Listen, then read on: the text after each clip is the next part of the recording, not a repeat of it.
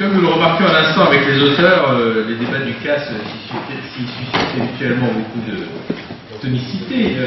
ne sont pas toujours la cause d'une telle passion. D'ailleurs, en l'occurrence, me paraît bizarrement placé. J'ai du mal à comprendre le rapport entre les slogans qui sont devant la porte du centre et le contenu de votre livre, ou alors de manière quand même vraiment très directe.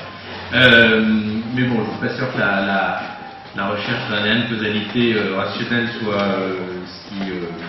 anime le plus nos amis qui sont juste dehors. Donc, on va laisser cette question pour le débat au plus tard et se concentrer plutôt sur ce qui nous réunit ce soir. Je voudrais remercier très sincèrement les auteurs de cet ouvrage, Karen Berger et Valérie Rabault, vous êtes toutes les deux des cadres de haut niveau dans deux groupes internationaux, mais surtout vous êtes penchés sur quelque chose qui est bien caractéristique de la France, qui est la sinistrose. C'est une remarque assez générale. Vous connaissez bien le centre parce que on a fait un certain nombre on a participé à certains sondages d'opinion à l'époque du récent colloque sur la crise économique, par récent qu'on a fait en septembre dernier, et puis par ailleurs il y a un certain nombre de sondages qui existent aussi, et qu'on connaît tous, et qui montrent que nous sommes moins confiants en notre avenir que nous sommes même les Irakiens ou les Afghans, c'est dire, voilà, et qu'il y a toujours beaucoup de gens qui ne sont pas contents de la situation, ça on le sait aussi. Alors, malgré tout, c'est du coup plutôt sympathique et rafraîchissant d'avoir un ouvrage comme le vôtre, qui suscite non pas une approbation unanime, nous le voyons, mais en tout cas qui fait souffler plutôt un vent d'optimisme et de fraîcheur. Parce que, en fait, c'est pas facile d'être décliniste. C'est pour ça, d'ailleurs, je pense qu'il y a autant de déclinistes, c'est que, les défis, il y en a toujours, on les connaît tous, ils sont évidemment pas imaginaires, il y a le défi du monde émergent, il y a le défi du chômage de masse, et évidemment, quand on compare ça à la référence implicite, enfin même explicite de votre ouvrage, qui est la période des 30 Glorieuses, où tout paraissait possible, où on paraissait être sur un sentier de croissance à un rythme élevé, extrêmement enthousiasmant, eh bien, on peut être un peu découragé. Alors, c'est les 30 Glorieuses, selon le titre du célèbre ouvrage de Jean Fourastier, ce sont ces années donc exceptionnelles à la suite de la Seconde Guerre mondiale et avant le premier choc pétrolier. C'était la période du plein emploi, c'était la période du pouvoir d'achat qui augmentait en moyenne de 4% l'an, l'accession pour le plus grand nombre au confort de la vie moderne, l'automobile, le réfrigérateur, le lave-linge, la télévision, et aussi une période de forte mobilité sociale. On avait l'impression que tout était possible, l'ascension sociale, des millions d'enfants d'ouvriers ou d'employés qui ont pu faire des études pour rester dans leur entreprise et leur administration. Un seul chiffre donne la mesure du progrès accompli. En 1945, le niveau de vie des Français au sortir de la guerre équivalait à la moitié de celui des Américains, et 30 ans plus tard, en 1975, il atteignait 80%. Mais ce chiffre, je pense, est aussi intéressant parce qu'en réalité, il permet de toucher du doigt ce qui justement n'était pas forcément reproductible et d'infini dans la croissance des 30 Glorieuses, qui est que c'était une croissance qui était basée sur un rattrapage par rapport à la situation des États-Unis. Et évidemment, ce rattrapage prend fin au moment où on s'en rapproche. On ne l'a pas tout à fait atteinte, mais on n'est quand même pas du tout au niveau d'écart qu'on avait au lendemain de la Seconde Guerre mondiale. Et c'est la raison pour laquelle c'est important de se poser la question dans les termes que vous posez. Voilà, est-ce qu'on est sur un autre sentier plus bas auquel on est un peu condamné, ou est-ce qu'il n'y a pas d'autres moteurs qui peuvent embrayer après le moteur qui avait l'air un peu miraculeux, mais qui en même temps était relativement facile à comprendre économiquement, qui était ce moteur du rattrapage économique, du rattrapage en termes de société de consommation, etc.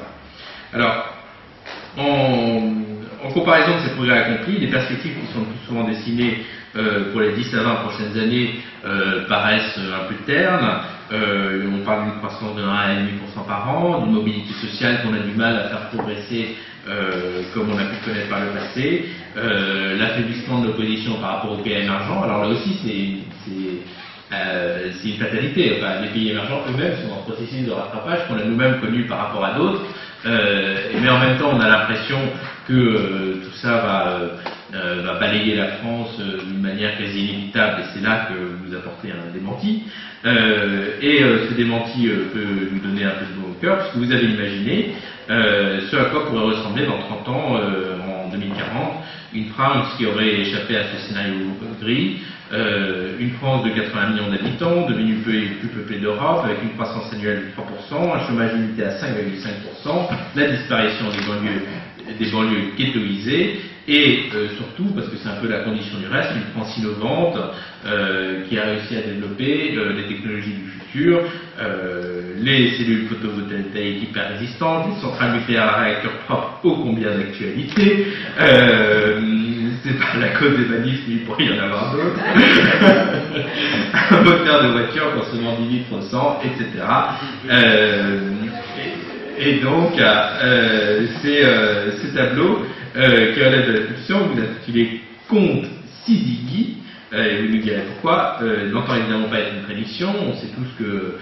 l'art de la prospective et de l'imagination, il ne s'agit pas de construire un scénario et de regarder dans 10 ans si ça s'est bien passé comme ça, mais c'est un point de mire imaginaire, une sorte de fin heureuse des 30 glorieuses, qui nous invite à réfléchir justement à ce que peut être la réussite, et pas seulement à ce qui peut causer notre échec, grâce à un important effort d'innovation en particulier. Alors, je ne dirais pas quelle est la méthode que vous utilisez pour arriver à ce résultat, parce que vous allez nous en parler, mais on peut quand même dire que vous plaidez plutôt pour le retour d'un État investisseur, superviseur du développement économique, et de ce point de vue-là, c'est une sorte d'hommage au progrès piloté cher à Jean-Claude Monnet, et de ce point de vue, nous sommes votre présence aujourd'hui dans les murs de Feu le commissariat général au plan, mais du bien vivant centre d'analyse stratégique s'imposer, et c'est aussi une des raisons pour lesquelles on est content de vous accueillir. La crise, vous l'indiquez, a aussi mis en cause, non pas mis à bas parce qu'il est quand même, il a quand même aussi une solidité à côté de ses fragilités, mais conduit à se poser un certain nombre de questions sur le capitalisme financier anglo-saxon, et donc, parce que c'est le mouvement habituel du pendule, remise en lumière l'intérêt d'un modèle français trop souvent décrié, mais vous allez plus loin, car vous expliquez comment, selon vous, le débat économique depuis une quinzaine d'années, baisse de la compétitivité, fléchissement du commerce extérieur, stagnation des projets dans l'éducation, sont en partie liés à l'abandon progressif de notre modèle social, et donc comment est-ce qu'il faut soit le réhabiliter, soit le réformer, parce que l'objectif n'est certainement pas un plaidoyer pour le conservatisme au domaine, c'est ce que vous allez nous expliquer. Il est vrai que la réussite des 30 glorieuses tient en partie, pas seulement au rattrapage que j'évoquais, mais aussi à ce rôle central de la puissance publique dans la conduite de l'économie, à travers des grands programmes d'innovation, qui là aussi ont connu certaines heures de gloire ici, et qui vivent encore dans l'imaginaire et aussi dans la réalité économique de notre pays, que ce soit l'aéronautique, le nucléaire, encore, le train à grande vitesse, mais aussi la modernisation de l'agriculture, et en même temps, ce que vous évoquez dans ce que vous appelez le business plan pour la France, à la fois renvoie à ces exemples, mais en étant tourné vers l'avenir, parce que sinon ce ne serait pas d'innovation, et en même temps prête évidemment à discussion, ne serait-ce qu'au plan budgétaire, mais c'est un sujet que je laisserai au débat que j'imagine très riche qui va suivre votre présentation. Voilà, j'en dirai pas plus parce que je ne veux pas dévoiler la substantifique moelle de votre ouvrage, et je ne vais pas non plus trancher pour dire si oui ou non vous avez raison d'être optimiste, parce que ça, ce sera à vous d'essayer de nous en convaincre. Mais quand même dire ceci, qu'il y a au moins un point sur lequel je me retrouve dans votre approche, c'est que comme au centre d'analyse stratégique, on fait quand même des études qui se veulent des études prospectives, qui